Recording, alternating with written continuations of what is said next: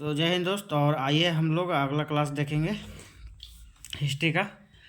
स्वतंत्रता के बाद सबसे ज़्यादा खुदाई गुजरात में हुआ। हड़प्पा तथा मोहनजोदड़ो को जुड़वा शहर पिगट ने कहा था। ये हम लोग देख लिए थे कल। अब सिंधु घाटी सभ्यता का विशेषता हम लोग देखेंगे। तो सिंधु घाटी सभ्यता का विशेषता है कि सिंधु घाटी सभ्यता का जो आकार था वो त्रिभुजाकार था। सिंधु घाटी का आकार त्रिभुजाकार था। और यहाँ का धार्मिक रूप में देखेंगे तो मातृदेवी पशुपति शिव की पूजा होता था। व्यवसाय था व्यापार, जो फारस से लिया गया था व्यापार। अर्थव्यवस्था में कृषि, कपास मोहनजोदड़ो से लिया गया था। सिक्का टेराकोटा सिक्का चलता था जो पक्की मिट्टी का बनाया जाता था।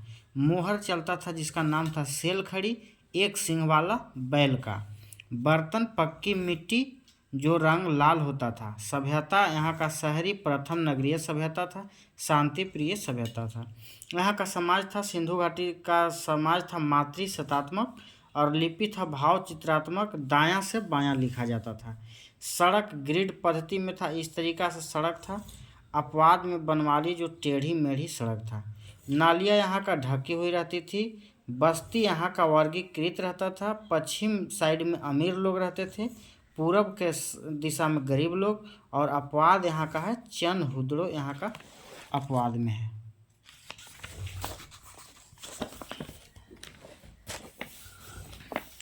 अब आइए देखते हैं बंदरगाह। तो लोथल एवं सुरकोदा यहाँ का मुख्य बंदरगाह था।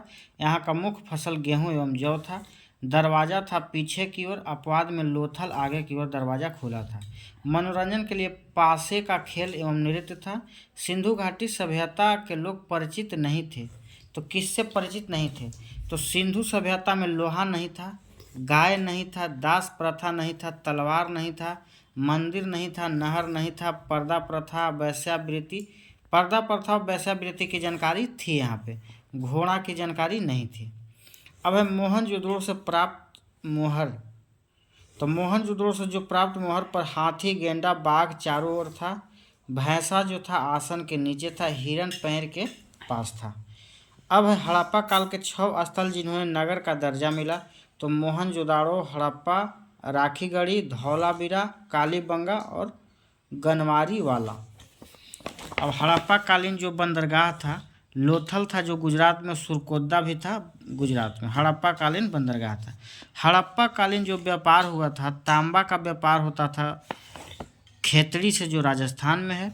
सोना का व्यापार कोलार में जो कर्नाटक में है। टीना का व्यापार ईरान जो फारस में है।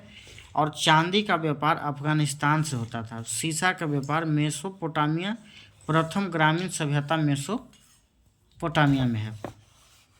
अब है हड़प्पा सभ्यता का विनाश का कुछ प्रमुख कारण। तो अर्नेस्ट मैके और रंगनाथ राव जॉन मार्शल के अनुसार हड़प्पा का जो विनाश हुआ बाढ़ के कारण, और डिल्स के अनुसार हड़प्पा का जो विनाश हुआ हड़प्पा सभ्यता को भूकंप के कारण हुआ। और व्हीलर के अनुसार हड़प्पा का विनाश आर्य के आक्रमण के कारण हुआ। और साइमन स्टाइन एवं घोष के अनुसार हड़प्पा का सभ्यता का विनाश हुआ जलवायु परिवर्तन के कारण। यहाँ पर देखेंगे मेसोपोटामिया के अभिलेख में सिंधु घाटी सभ्यता को हम मेलुहा कहते हैं। विश्व के सबसे प्राचीन ग्रामीण सभ्यता मेसोपोटामिया की सभ्यता है। विश्व की पहली नगरीय या शहरीय सभ्यता कौन थी? तो सिंधु घाटी सभ्यता थी। अब आते हैं हम लोग इतिहास के बारे में। ये हम लोग देख लिए थे कि इतिहास प्राग इतिहास, आधि ऐतिहासिक और ऐतिहासिक काल था। प्राग ऐतिहासिक में लिखित साक्ष्य नहीं था और आधि ऐतिहासिक में लिखित साक्ष्य मिला था। ऐतिहासिक काल में भी लिखित साक्ष्य मिला था। और प्राग ऐतिहासिक को पाषाण काल कहते हैं। और इसको आधि ऐतिहासिक को पढ़ नहीं सकते और ऐतिहासिक को पढ़ा जा सकता था। प्राग ऐतिहासिक काल पुरातात्विक साक्ष्य यहाँ पर मिला है। हड़प्पा सिंधु सभ्यता मिला आधि ऐतिहासिक में, और ऐतिहासिक में वैदिक काल का मिला। अब आएंगे हम लोग वैदिक सभ्यता। अब हम लोग देखेंगे वैदिक सभ्यता। तो वैदिक सभ्यता एक ग्रामीण सभ्यता थी। इसका निर्माता आर्य लोग थे। वैदिक सभ्यता का निर्माता आर्य लोग थे। और यहाँ का भाषा जो था संस्कृत था। और यहाँ घोड़ा आर्य लोग भारत लाए। घोड़ा को भारत में कौन लाया? तो आर्य लोग घोड़ा को लाए। बहुत इंपॉर्टेंट क्वेश्चन। इसका काल था 1500 BC से 600 BC तक। आर्य लोग के देखेंगे तो आर्य लोग का भाषा संस्कृत था और यहाँ का प्रिय पशु घोड़ा था और पवित्र मानते थे गाय को। आर्य लोग पवित्र गाय को मानते थे। आर्य लोग आए। आर्य लोग मध्य एशिया से आए। मैक्स मुलर ने कहा कि आर्य लोग मध्य एशिया से आए और दयानंद सरस्वती ने कहा कि आर्य लोग तिब्बत से आए थे और बाल गंगाधर तिलक ने कहा कि आर्य लोग उत्तरी ध्रुव से आया था। तो मध्य एशिया से मैक्स मुलर, तिब्बत से दयानंद सरस्वती, उत्तरी ध्रुव से बाल गंगाधर तिलक। अब आते हैं हिंदू देवता। हिंदू देवता थे इंद्र, वरुण, मित्र, असत। मित्र को नाश करो, इसका ट्रिक है मित्र को नाश करो। मित्र, नासत्य और इंद्र, वरुण। यहाँ प्राप्त अभिलेख था जो बगाज कोई अभिलेख से यहाँ प्राप्त हुआ। मध्य एशिया के एशिया माइनर कहा जाता है। मध्य एशिया को एशिया माइनर भी कहते हैं। अब देखते हैं वैदिक काल। तो वैदिक काल 1500 ईसा से 600 ईसा पूर्व तक था। वैदिक काल दो भागों में बांटा गया, ऋग वैदिक काल और उत्तर वैदिक काल। ऋग वैदिक काल का समय था 1500 BC से 1000 BC जो ईसा पूर्व जिसे कहते हैं, और उत्तर वैदिक काल 1000 से 600 BC तक। वैदिक काल, ऋग वैदिक काल में देवता थे इंद्र, जिन्हें पुरंदर कहा जाता था, युद्धों का देवता, किला तोड़ने वाला, वर्षा कराने वाले देवता कहा जाता था। और उत्तर वैदिक का प्रमुख देवता थे प्रजापति, जो लोहा की खोज किए थे और यूपी के अतिरंजी खेड़ा में खोज हुआ था लोहा का। अब आएंगे हम लोग देखेंगे वेद। तो वेद की संख्या 4 थी। अपौरुष अर्थात देवता द्वारा रचित था।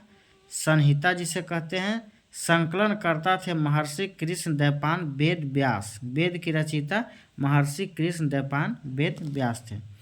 अब आएंगे वेद देखेंगे। वेद, उपवेद, ज्ञात या ज्ञानी और ब्राह्मण ग्रंथ।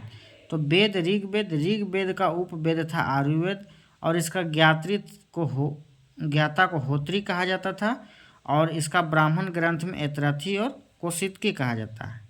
इसका ट्रिक हो जाएगा एक, ए से ऐतराई और क से कौशितकी। अगला है यजुर्वेद। यजुर्वेद का उपवेद धनुर्वेद। धनुर्वेद और इसके ज्ञाता को अधार्वी कहा जाता था और इसका ब्राह्मण ग्रंथ था शतपथ और तैत्तिरीय। इसका ट्रिक है सत्य। स से शतपथ और तै से तैत्तिरीय। और सामवेद का उपवेद था गंधर्ववेद। इसका ज्ञाता को उद्गाता कहा जाता था और इसका ब्राह्मण ग्रंथ था पंचविश और षड्विश और जैमिनीय। अथर्ववेद था। अथर्ववेद का उपवेद शिल्पवेद। शिल्पवेद को अथर्ववेद के ज्ञाता को ब्रह्मा कहा जाता था और ब्राह्मण ग्रंथ था गोपद। तो वेद कितने थे? 4, ऋग्वेद, यजुर्वेद, सामवेद और अथर्ववेद। उपवेद थे आयुर्वेद, धनुर्वेद, गंधर्ववेद, शिल्पवेद। और ऋग्वेद के ज्ञाता को होत्री, यजुर्वेद के अधार्वी और सामवेद के उद्गाता, अथर्ववेद के ब्रह्मा। अब आगे देखेंगे ऋग्वेद। तो ऋग्वेद का उपवेद था आयुर्वेद था। ऋग्वेद को 10 मंडल थे, सूक्त 1028 थे, इनकी ऋचा थे 10,580 और गद्य रूप था इसका ऋग्वेद का। पवित्र नदी सरस्वती था और चर्चा में सर्वाधिक नदी जो था वो था सिंधु।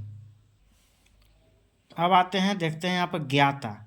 तो इसके ज्ञाता को हम कहते थे होते। ऋग्वेद में गंगा की चर्चा एक बार किया गया। ऋग्वेद में गंगा की चर्चा एक बार किया गया है। जमुना नदी की चर्चा 3 बार किया गया है। इंद्र की चर्चा 250 बार किया गया है और अग्नि की चर्चा 200 बार। तो इंद्र की चर्चा 250, अग्नि की चर्चा 200 बार किया गया है। अब आएंगे देखेंगे मंडल।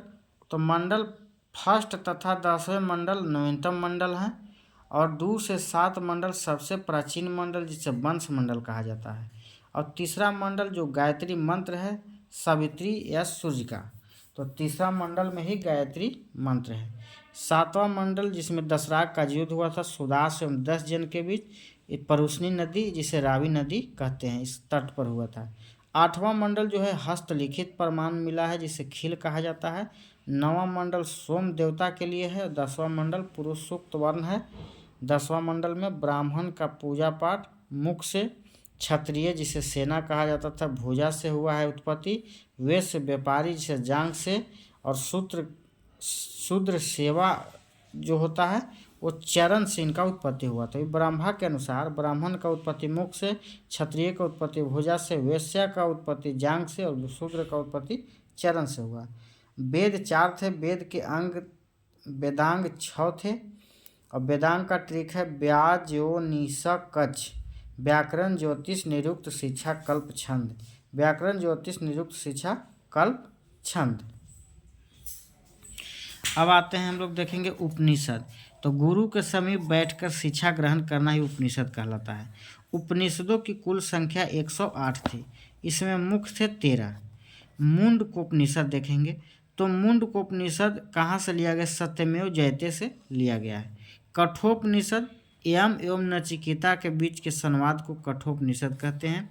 जावलो उपनिषद जो है 4 आश्रय की चर्चा, ब्रह्मचर्य, गृहस्थ, दानप्रस्थ और सन्यासी। अब आएंगे पुराण। तो पुराण के रचयिता थे महर्षि लोमहर्ष एवं उनका पुत्र उग्रश्रवा। पुराण की संख्या 18 थी। मत्स्य पुराण का वंश आंध्र सतवाहन प्राचीन पुराण, विष्णु भगवान के 10 अवतार की चर्चा हुआ। वायु पुराण गुप्त वंश से और विष्णु पुराण संबंधित है मौर्य वंश से। अब यहाँ पर हम लोग देख लेंगे दर्शन और प्रवर्तक। न्याय दर्शन के प्रवर्तक महर्षि गौतम थे। सांख्य दर्शन के प्रवर्तक महर्षि कपिल। योग दर्शन के प्रवर्तक पतंजलि जिसका पुस्तक महाभाष्य है। और उत्तरी मीमांसा का प्रवर्तक बादरायण है। तो न्याय दर्शन गौतम, सांख्य दर्शन कपिल, योग दर्शन पतंजलि, उत्तरी मीमांसा बादरायण। तो आज के लिए इतना ही।